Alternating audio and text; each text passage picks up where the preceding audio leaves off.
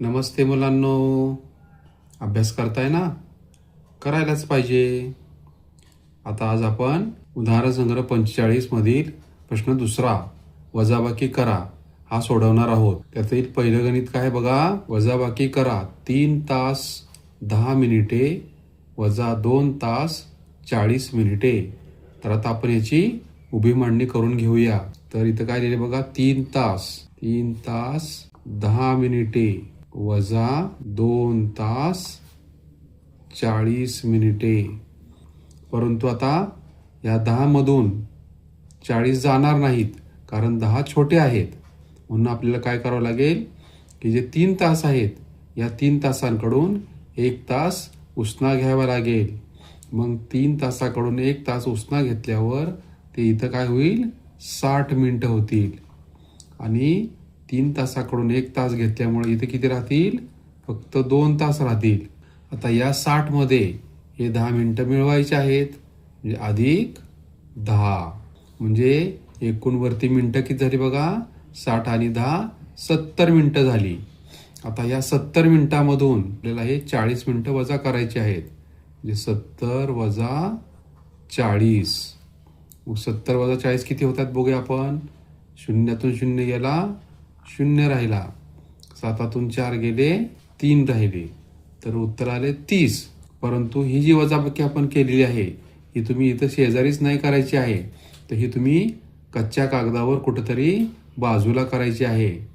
आता हे 30 चे उत्तर आलेले आहे ते आपण इथं लिहूया मिनिटाच्या खाली. आणि या 2 तासामधून हे 2 तास वजा करूया. मग 2तून 2 गेले, काय राहिले, 0. म्हणजे आपलं उत्तर काय आलं, 30 मिनिटं.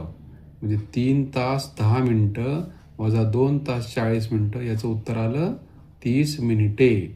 कुठलाही तास वगैरे इथं शिल्लक राहिलेला नाही. चला आता आपण दुसरं उदाहरण सोडवूया. 5 तास 20 मिनिटे वजा 2 तास 35 मिनिटे. आता आपण याची उभी मांडणी करून घेऊया. 5 तास 20 मिनिटे वजा 2 तास 35 मिनिटे. आता आपल्याला वजाबाकी करायची आहे. आता 20 मधून 35 जाईल का, तर जाणार नाही, कारण 20 ही छोटी संख्या आहे, 35 ही मोठी संख्या आहे. म्हणून आपल्याला या 5 तासाकडून 1 तास उसना घ्यावा लागणार आहे. मग 5 तासाकडून 1 तास उसना घेतल्यावर इथं होईल 60 मिनिटे. 1 तास म्हणजे 60 मिनिटे असतात, म्हणून इथं 60 मिनिटे झाली. आणि ही 20 मिनिटं त्याच्यामध्ये मिळवायची आपल्याला, अधिक 20 मिनिटे. या 5 तासाकडून आपण 1 तास इथं उसना घेतलेला आहे, त्यामुळे या 5 मधला 1 तास कमी होईल. इथं किती होईल, मग इथं 4 तास शिल्लक राहतील. आता आपल्याला काय करायचं आहे, हे 60 आणि 20 80 झाले. तर या 80 मधून आपल्याला हे 35 वजा करायचे आहेत. 80 वजा 35. आता या 80 मधून 35 वजा करताना बघा, पहिल्यांदा काय आहे, इथं 0 आहे. या 0 मधून 5 जाईल का, तर जाणार नाहीये. म्हणून आपल्याला या 8 कडून 1 उसना घ्यावा लागणार आहे. तर आपण इथे 1 उसना घेऊया, त्या 1 वर हा 0 ठेवूया, म्हणजे इथं झाले 10. आता या 8 कडून 1 उसना घेतल्यामुळं इथं किती राहिले, 7 राहिले. आता या 10 मधून हे 5 गेले, मग इथे किती राहिले, 5 राहिले. आणि या 7 मधून हे 3 गेले, इथे किती राहिले, 4 राहिले. 80 मधून 35 गेल्यावर किती राहिले, 45 राहिले. मग ते 45 आपण इथं मिनिटामध्ये लिहूया. आता इकडे बघा, तास किती आहेत, तिथं 4 आहेत. या 4 तासामधून 2 तास गेले, म्हणजे किती राहिले, 2 तास. म्हणजे आपलं उत्तर काय आलं, 2 तास 45 मिनिटे. अशा प्रकारे आपण 2 गणितं सोडवलेली आहेत. आता पुढची राहिलेली 2 गणितं तुम्ही घरी सोडवायची आहेत, आणि त्याची उत्तरं तुम्ही कॉमेंटमध्ये लिहिली तरी चालणार आहेत. आता आपण बघूया तिसरं उदाहरण. एक सरकारी कार्यालय सकाळी 7 वाजता सुरू होते व दुपारी 3 वाजता बंद होते, तर ते कार्यालय किती वेळ चालू असते. आता हे आपण कसं शोधायचं, तर बघा, एक कार्यालय सुरू झालं सकाळी 7 वाजता, मग 8 वाजेपर्यंत 1 तास झाला, 2 3 4 5 6 7 आणि 8. 3 वाजेपर्यंत किती तास झाले, 8 तास झाले.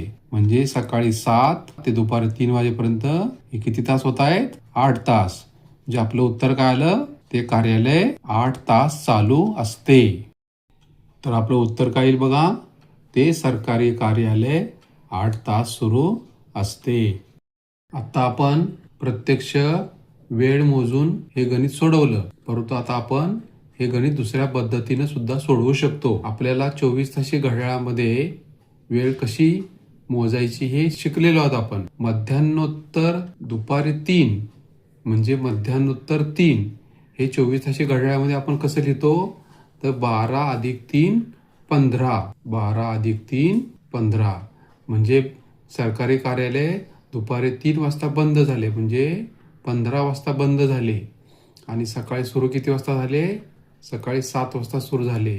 म्हणजे आपल्याला 15 मधून 7 वजा करायचे आहेत. 15 मधून 7 जर वजा केले आपण तर उत्तर किती येईल, 8 तास. म्हणजे दोन्ही पद्धतीनं उत्तर हे 8 तासच येत आहे. तर अशा प्रकारे हा आपला आजचा व्हिडिओ इथं आपण संपवलेला आहे.